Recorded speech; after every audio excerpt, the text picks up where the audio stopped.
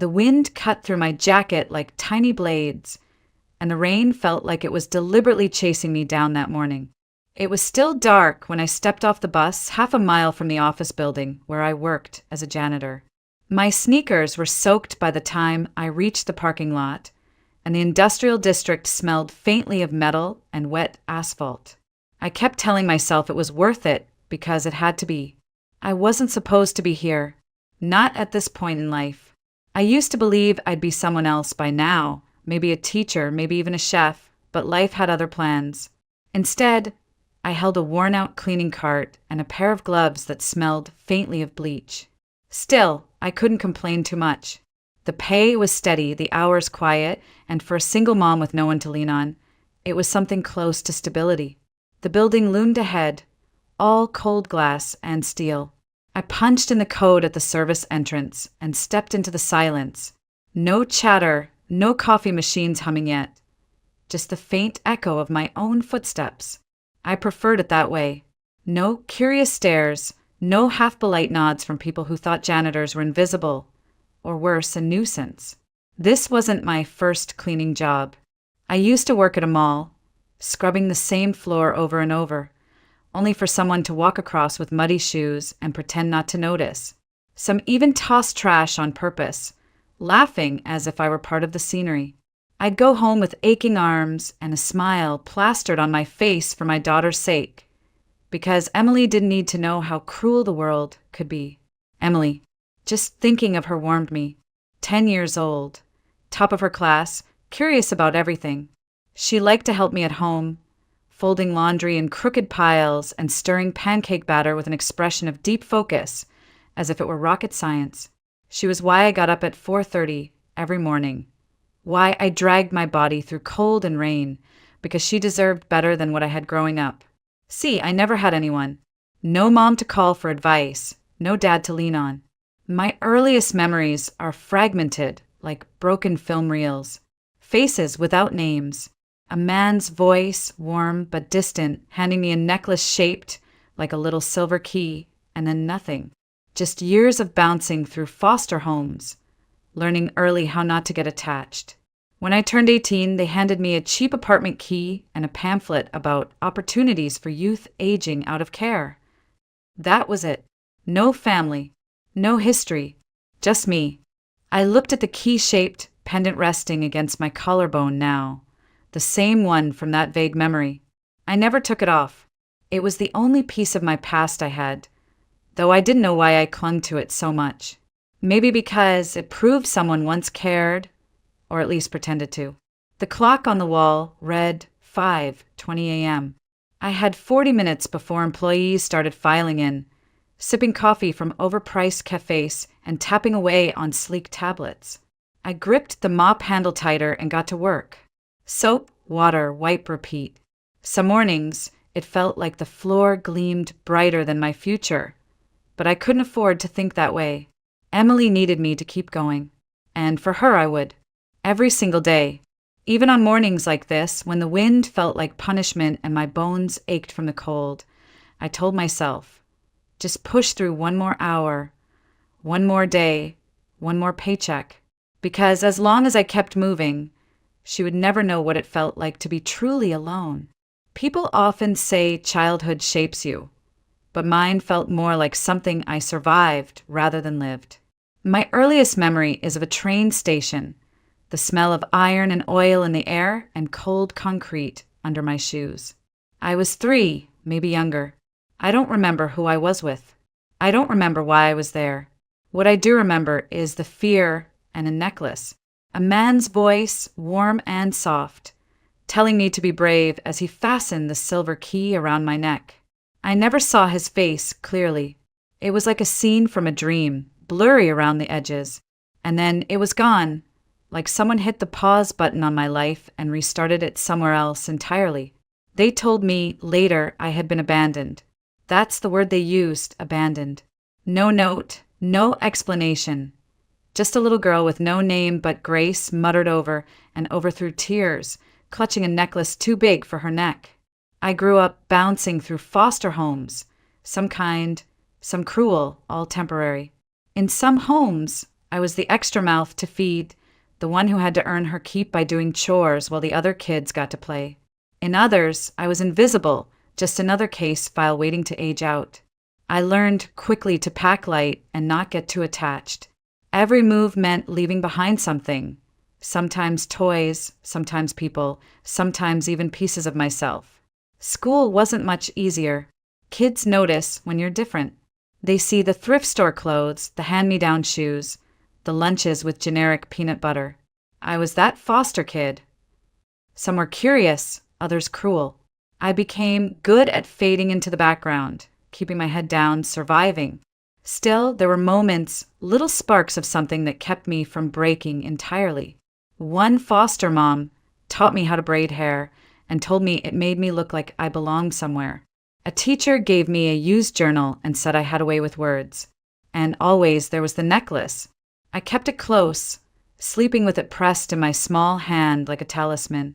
I used to imagine it was from someone who loved me once, a father, an uncle, maybe even a stranger who couldn't keep me but wanted me to remember I mattered.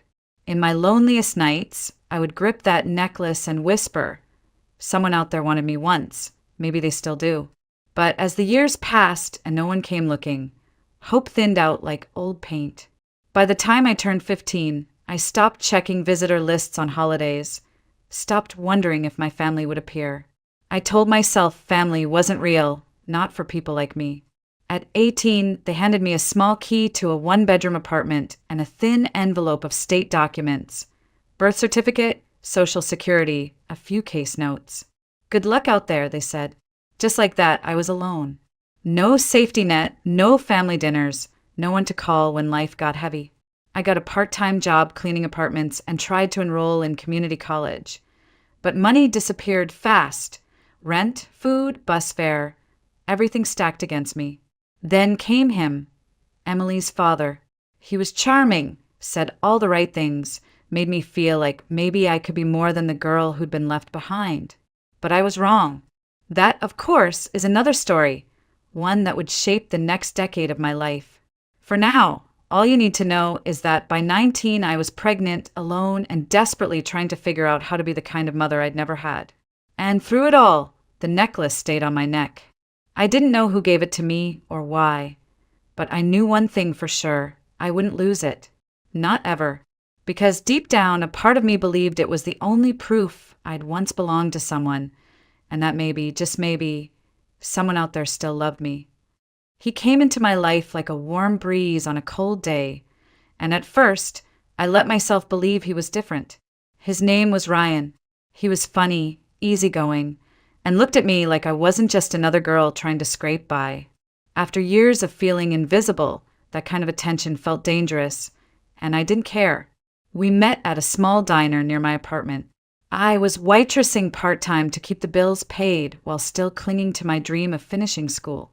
Ryan was a regular, the kind of customer who always left a big tip and a wink on his way out. One night, he asked me to sit down for a cup of coffee after my shift. I should have said no. I knew better than to trust easily, but loneliness has a way of softening your judgment. We started dating, and for the first time I thought maybe life was going to change. He talked about building a future together, how he admired my work ethic and thought I was different from other girls.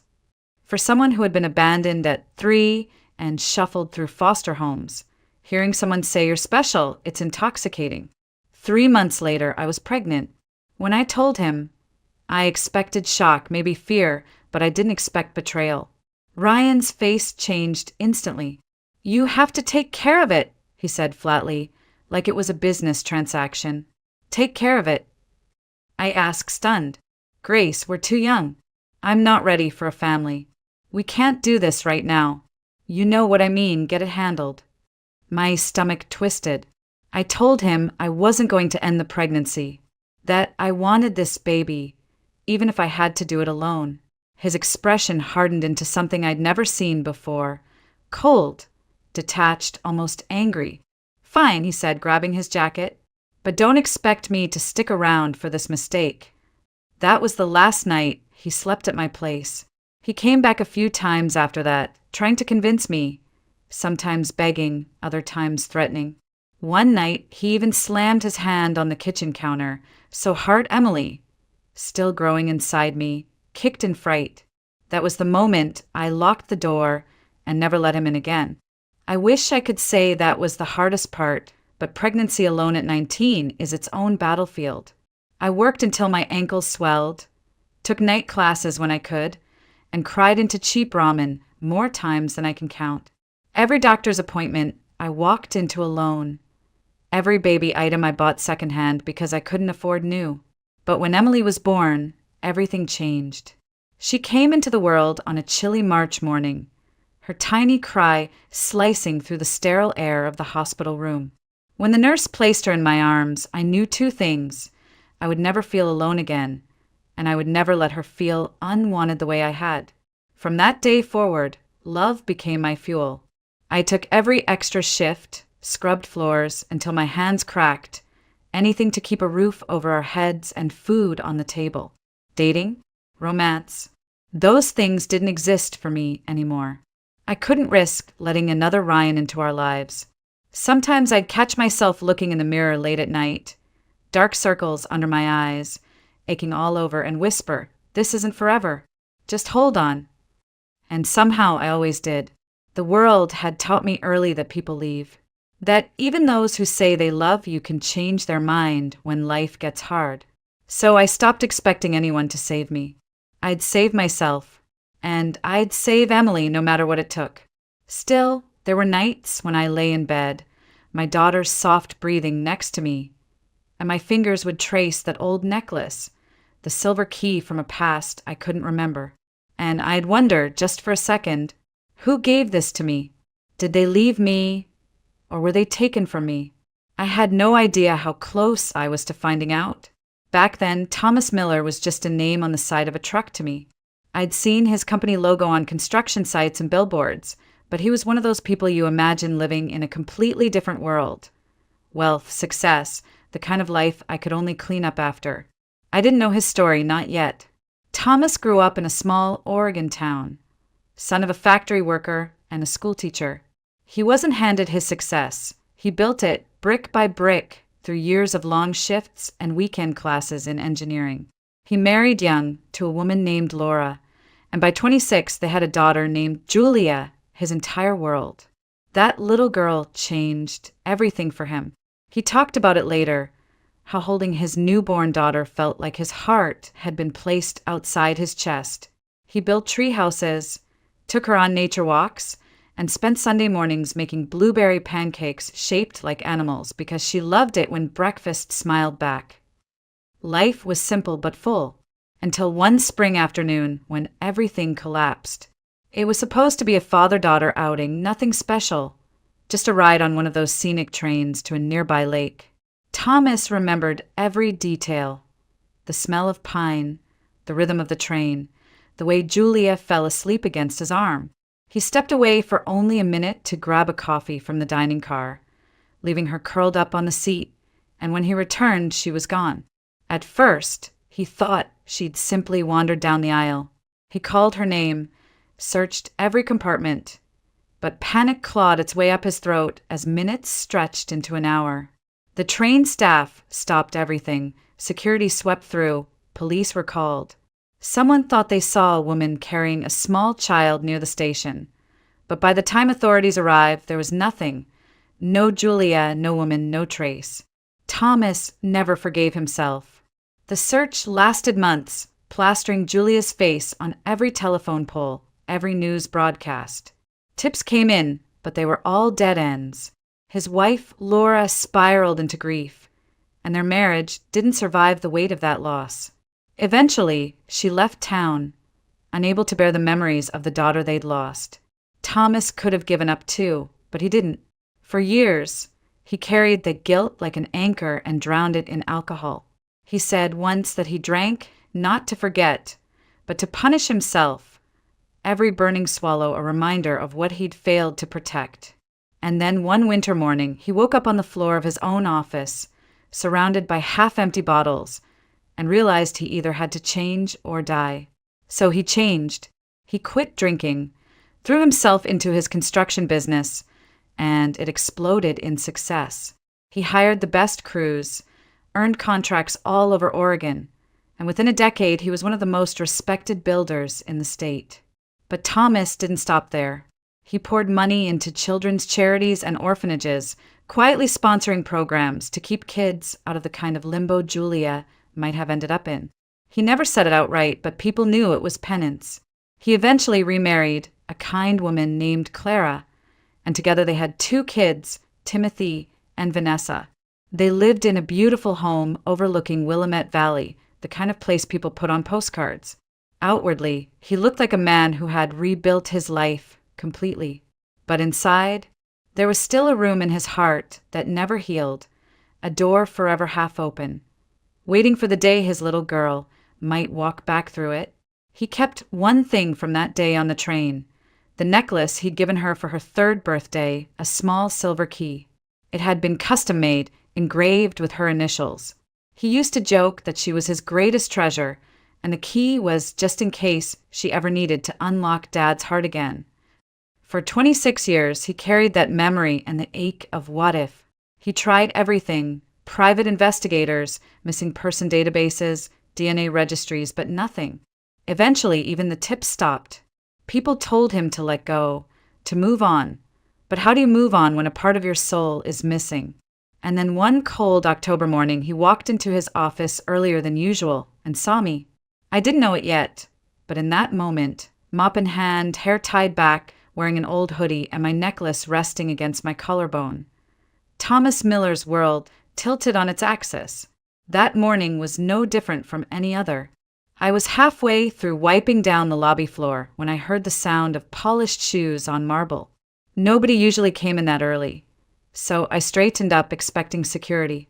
Instead, a tall man in a dark coat walked in, shaking off the drizzle from outside. He had that effortless confidence of someone who belonged in buildings like this, someone used to doors opening automatically for him. I recognized his face instantly, Thomas Miller. His picture was on half the company brochures I'd cleaned off coffee tables. "Morning," he said, his voice deep but calm. "Morning," I replied, gripping the mop handle a little tighter. I wasn't used to being noticed, not by people like him. He nodded politely and moved toward the elevators, but halfway there he stopped. His eyes dropped to my chest. No, not like that. He was staring at my necklace. "That pendant," he said quietly.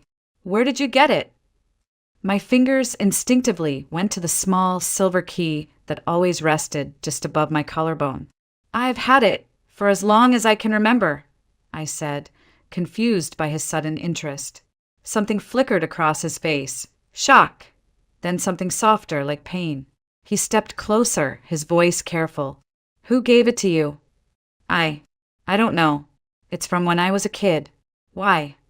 He hesitated, studying me like I was a photograph he'd lost decades ago. "It looks exactly like one I had made for my daughter." His voice caught slightly on that last word, and for a second I saw something raw in his eyes. I didn't know what to say. People don't usually connect janitors and CEOs over sentimental jewelry. I forced a small laugh. "Well, guess keys are popular shapes, right?" But he didn't laugh. "Does it have any markings?" I hesitated, then flipped the key over. Tiny, almost invisible initials were engraved on the back, JM. I'd always assumed they were decorative. Thomas's face drained of color. "Those are my daughter's initials," he whispered. The room seemed to still. The only sound was the faint hum of the air conditioning and the pounding of my heart. "I think there's some mistake," I said quickly, stepping back. "I grew up in foster care. I don't know who my parents were. It's just something I've always had." But he didn't look convinced. In fact, he looked like a man standing on the edge of something life-altering. "What's your name?" he asked quietly. "Grace," I said, my voice sharper than I intended. "Grace Miller." His breath caught. "Miller, you kept the name?" "What?" I frowned. "No, that's just a coincidence. Miller is common. It doesn't mean anything." He looked like he wanted to say more, but the elevator chimed, breaking the strange silence. He straightened, but his eyes never left me. I'm sorry, he said finally. I didn't mean to upset you. It's just that necklace. It's exactly like one I gave my daughter. She was 3 when he stopped, shook his head. Never mind. Have a good day, Grace. And just like that, he was gone, leaving me standing there gripping the mop like a lifeline. The rest of my shift, I couldn't stop touching the necklace. I'd always felt connected to it, but now I couldn't shake his expression, that mix of recognition and grief. It shouldn't have mattered. I didn't know him, and I certainly wasn't his daughter. My life was simple, ordinary, and I liked it that way. But when I got home that evening, Emily noticed me staring at it and asked, "Mom, why do you look sad?" I smiled and kissed her forehead. "I'm not sad, sweetie, just thinking." What I didn't tell her was that Thomas Miller's eyes had unsettled something deep inside me. For the first time in years, I wondered if the past I'd tried so hard to forget was about to come rushing back. For the next week, I tried to convince myself it was nothing, just an odd coincidence. A key-shaped pendant, some initials, a man with a tragic past who saw what he wanted to see. That's all. People project their pain onto strangers all the time, right? But Thomas Miller didn't let it go. 2 days after that morning, I found him waiting by the service entrance as I arrived for work. He was holding a coffee cup and wearing an expression I couldn't read. Half hopeful, half terrified. "Grace," he said, like we were already familiar. "Do you have a few minutes to talk?" I stiffened. "Mr. Miller, I really need to start my shift." "It's important," he said gently. "It's about that necklace." Something in his voice stopped me. Maybe it was the weight behind it, like this wasn't just curiosity, it was desperation. So I nodded, leaning against the wall as he spoke. "My daughter disappeared 26 years ago," he began, voice low. "She was 3 years old. That necklace, you're wearing the exact one I had made for her birthday." I stared at him, heart thudding. "That's awful. I'm sorry for your loss, but I grew up in foster care. No one ever came looking for me. I don't think I'm who you think I am." He didn't argue, just nodded slowly. "I know how it sounds. But please, would you consider a DNA test? Just to be sure." I laughed nervously. "That's a lot. You don't even know me." His eyes softened. "Grace, I know I'm asking for something huge, but if there's even a small chance, I've been waiting half my life for her to come home. If I'm wrong, I'll apologize and never bother you again." I wanted to say no. My life was finally stable, even if it was hard. I had Emily, I had work. I didn't need old ghosts dragging me backward. But Emily's face flashed in my mind. How she sometimes asked why she didn't have grandparents, why family trees at school were awkward for us. So I said yes. The test was quick, painless, and terrifying. A simple swab of the cheek, a signature on a consent form, and then waiting. I tried to act like it didn't matter, like it would come back negative and life would go on. But the moment the lab called, Thomas insisted on being there when I opened the email. We sat across from each other in a small coffee shop, the kind with creaky wooden chairs and a smell of burnt espresso. My hands shook as I tapped the link. The screen loaded, and the words hit me like a punch. Parent/child match. 99.98% probability. I felt like the air had been sucked out of the room. "This can't be real," I whispered. Thomas reached across the table, his hand trembling. "Grace, it's you. You're my daughter." I stared at him, throat tight, unable to speak. All I could think about were the years I'd spent believing I was unwanted, that nobody cared enough to keep me. Now here was this man, tears in his eyes, looking at me like I was the answer to a prayer he'd whispered for decades. But part of me recoiled. If I was your daughter, why did I grow up alone? Why didn't you find me sooner? His face crumpled. "I tried, Grace. God, I tried. I searched every day, every year. But whoever took you, they vanished. There was nothing to go on. I thought you were gone forever." I wanted to believe him, but pain has a way of building walls. I pulled back, shaking my head. "I don't know what to do with this." Thomas nodded slowly, tears spilling over. I'm not asking for everything today. Just let me know you're willing to talk. Please. I left the cafe in a haze, clutching the necklace. For years, I'd worn it as proof someone once cared. Now I knew who. And instead of feeling relief, I felt conflicted. Angry at fate. Angry at whoever took me. Angry that I'd grown up without knowing any of this. When I got home, Emily ran into my arms. Mom, you're late. I hugged her tighter than usual, burying my face in her hair. I didn't tell her yet. I couldn't, because for the first time in my life, my past wasn't a mystery anymore, it was real. And I wasn't sure I was ready to face it. I thought knowing the truth would make me feel whole, but instead it cracked me open.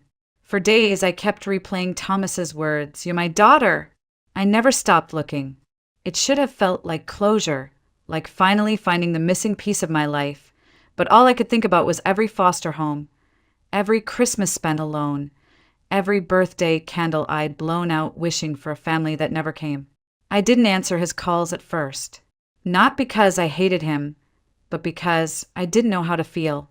Grief and joy don't mix easily, they tangle, pulling you in opposite directions. I needed space, but Thomas didn't give up. One evening, there was a soft knock on my apartment door. I opened it to find him standing there, holding a box.